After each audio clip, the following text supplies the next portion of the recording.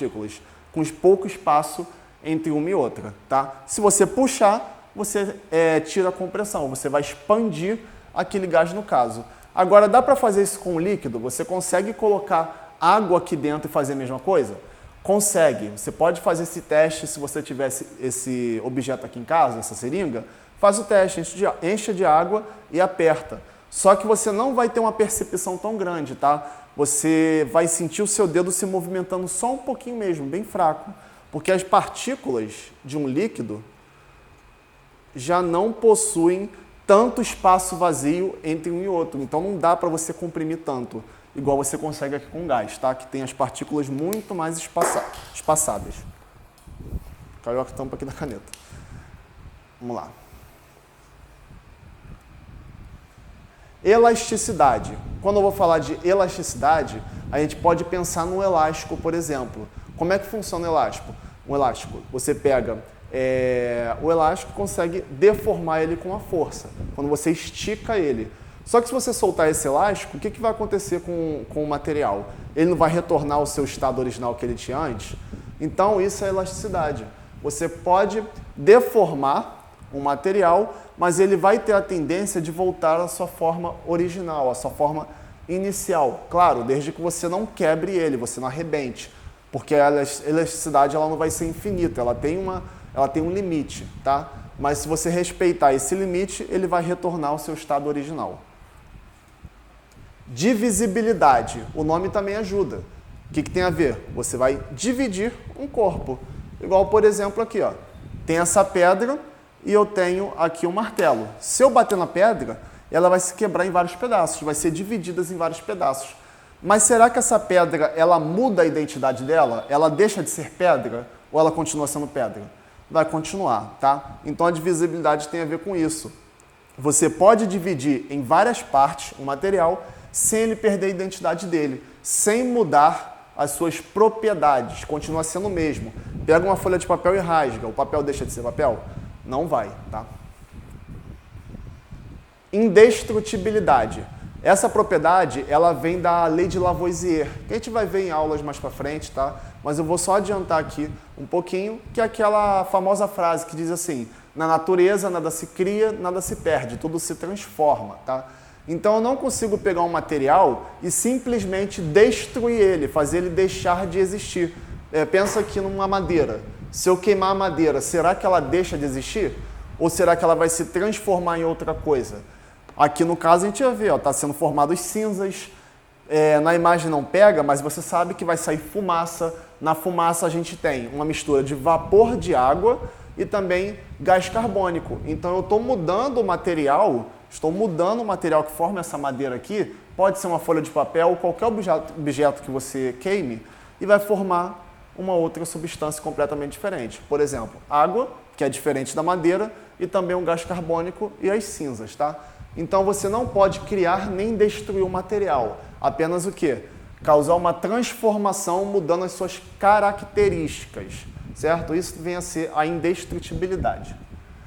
Agora vamos começar a partir daqui as propriedades específicas. Todas que a gente falou antes são as propriedades gerais, são aquelas que estão presentes em todos os materiais que existem no universo. Já as específicas também vão estar em todos os materiais, só que tem uma diferença, que as propriedades específicas ajudam a gente a identificar um material. Por exemplo, se eu pegar aqui, colocar um copo com água nessa mão e um copo com álcool, mas eu não vou te falar quem é a água e quem é o álcool. Como que você vai descobrir quem é quem? Você pode pegar uma das propriedades específicas aqui, que a gente vai ver, e ver qual que é a água, qual que é o álcool. Você pode sentir o cheiro, você pode tentar tacar fogo em outro, para poder ver qual que queima, qual que não queima. Você pode medir a densidade dele e você consegue identificar quem é o quem é a água e quem é o álcool. O primeiro que a gente vai ver é a densidade. A densidade ela tem como definição a relação entre a massa e o volume de um corpo. Aí tem aquela famosa pergunta que um professor de química sempre faz, que é o seguinte: o que é mais pesado, 1 kg de algodão ou 1 kg de chumbo? Aí tem muita gente que fala que é o chumbo, tem muita gente que fala que é o algodão, tá? Mas na verdade os dois pesam 1 kg, tem a massa de 1 kg. Então na verdade eles têm o mesmo peso, certo? Mas qual é a diferença? Para eu pegar 1 kg de chumbo, vou precisar de um pedaço pequenininho, um volume pequeno. Mas agora se eu tiver um pedaço de algodão, 1 kg de algodão, vou precisar de um volume gigantesco, certo? Isso quer dizer que tem material que ele, num volume pequeno, consegue acomodar uma quantidade de massa muito grande. Mas outros materiais, para acomodar essa mesma quantidade de massa, ele precisa de um volume maior, certo? Isso vem a ser a densidade. Cada material consegue, então, acomodar uma massa dentro de um espaço diferente. Aqui o exemplo que eu falei e a fórmula para você calcular a densidade. Densidade é igual a massa dentro de um volume, ou seja, densidade é igual a massa dividido pelo volume, massa por volume. E como unidade de medida, a gente vai ter o grama por mililitro, grama por ml. Deixa eu apagar aqui. Então, como que a gente vai conseguir medir a massa de um corpo? Se eu pegar um material aleatório, por exemplo, um material X, e te der para você medir a densidade desse material, como que você poderia fazer? Para calcular a densidade, eu tenho que saber a massa e o volume. Então, começando pela massa, como que eu vou medir essa massa? Você pode pegar a massa e utilizar uma balança. Você coloca ela na balança, vai medir o valor e você anota, tá? Como, por exemplo, eu vou ter uma massa igual a 2 gramas de um material X. Agora, como que eu vou fazer para medir o volume? O volume ele é um pouco mais complicado. A gente vai precisar de um aparelho de laboratório chamado proveta, que ele tem essa aparência aqui, é uma vidraria, tá? É uma vidraria que tem marcações de volume. A gente tem ela de 50 ml, de 100 ml, vai medindo, né? Tipo 10, 15, 20, 30 até os 100 ml, dependendo da capacidade dela. Então vamos supor que a gente pega uma vidraria dessa, uma proveta, que ela tem, vou fazer um desenho aqui mais ou menos, ela tem cerca de 100 ml. Eu coloquei aqui e medi 100 ml de volume de água. Para eu saber o volume desse material X, eu vou ter que colocar esse material dentro dessa proveta. Quando eu coloco, o que vai acontecer com o volume da água? Vai descer ou vai subir? Bom, pela lógica, né, ele vai tender a subir, porque você vai colocar um material aqui que vai empurrar a água para cima e ela vai passar a medir um outro volume, por exemplo, 104 ml. Escolhendo aqui valores aleatórios, tá? 104 ml. Qual vai ser o volume do meu material X? Ó, eu tinha 100 e agora eu tenho 104. Quanto que foi adicionado? 4 ml. Então o volume vai medir 4 ml. Ou poderia fazer a diferença, né? Pegar o valor maior menos o valor menor, 104 menos 100, que vai dar 4, tá? 4 ml. Depois que eu tiver esses dois valores, eu posso agora calcular a densidade do meu material. D é igual a massa, que é 2, dividido pelo volume, que é 4. Posso simplificar 2 sobre 4? Posso. Dividido por 2, que vai dar 1 sobre 2. Quanto é 1 sobre 2? 1 dividido por 2? Meio. 0,5 grama por ml de unidade de medida. Então, esse meu material X vai ter 0,5 grama, certo? Medindo primeiro a massa e depois medindo ali o volume.